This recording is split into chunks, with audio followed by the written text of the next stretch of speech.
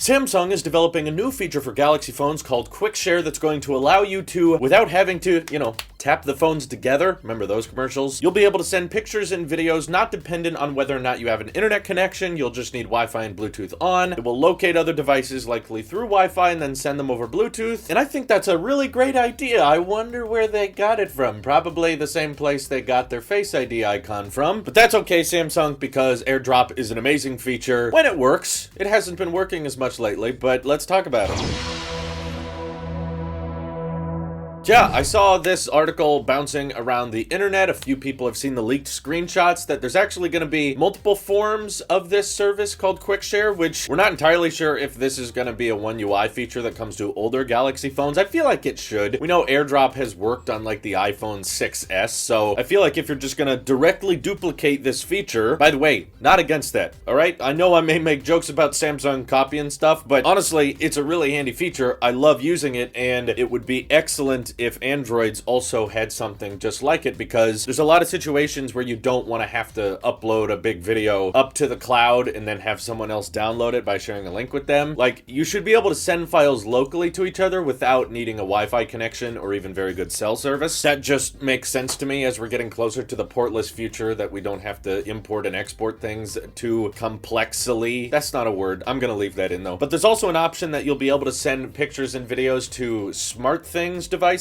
And this is a little bit different from AirDrop because apparently it's going to upload the file temporarily to a Samsung cloud server and then stream that file to whatever the SmartThings device is, which it's limited to 1 gig at a time and also 2 gigs maximum per day. So that involves taking up cloud service, which I don't believe AirDrop does that feature at all, but AirDrop also doesn't work with the SmartThings stuff. So just kind of one of those Samsung one-up things where it's not really super useful, but it's there, it's kind of cool. It's like bilateral wireless charging. Everyone thinks they're gonna use it and then they get it and they're like, no, I really don't utilize this in any practical way, but that's okay. Features, even if they're not helpful, are fun to have. But I also wanted to comment on the fact that I don't think that Quick Share is going to be quite as universally accepted and likely as practical as AirDrop was. See, I can still be an Apple sheep sometimes. I know it feels a lot less lately, but no, the biggest reason I love AirDrop is not necessarily that I can send pictures and videos to other iPhones, other people's devices, or even other people's iPads. It's more so about being able to send a high-resolution video to a Mac that I can then edit that video with, which is super practical for me. That's what kind of brings it all together in the ecosystem, is you can AirDrop things to your MacBook, your iMac, your iPad, and it's all built in natively. It's not some type of app you install, and I don't think Quick Share is going to be an app. It's probably going to be part of the system UI, but this is sort of the downside of that Android distortion, because Samsung's going to be implementing this in their new Galaxy lineup, I'm sure, with the Galaxy Unpacked event we have next month. It may come to older devices, I'm not entirely sure about that, we'll see, but it's not going to be default installed onto every other Android, and that's sort of the nice universality that AirDrop has, is that you can assume that anyone who just happens to have an iPhone is going to have AirDrop support. They don't need to go to settings and activate it. It's not a third-party app you have to download, and I know Samsung does make some Windows devices, so I think there's maybe a good chance that you'll be able to quick share things to a Windows tablet / laptop, or 2-in-1, that's the term, made by Samsung with,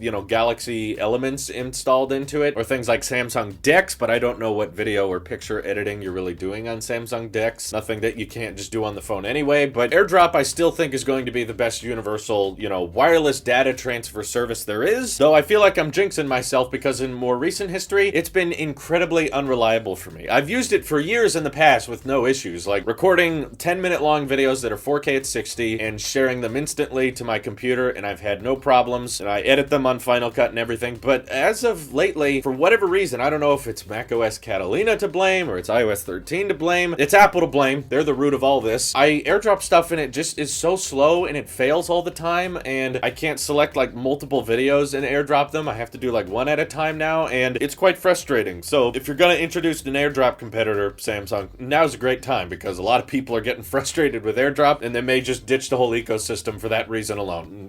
Probably not. But I don't know, people are somewhat upset about this, and Apple, please get on it. What happened to AirDrop? It was working fine for a long time. What changed? Was there code that needed to be altered? I don't think so. Can we just leave it all, please? Anyway, let me know what you guys think of Samsung's Quick Share upcoming feature by hitting me up over on Twitter, joining our Discord, and you can tell me more about why Samsung's better there. This is your Apple Sheep here. I'll see you in the next one.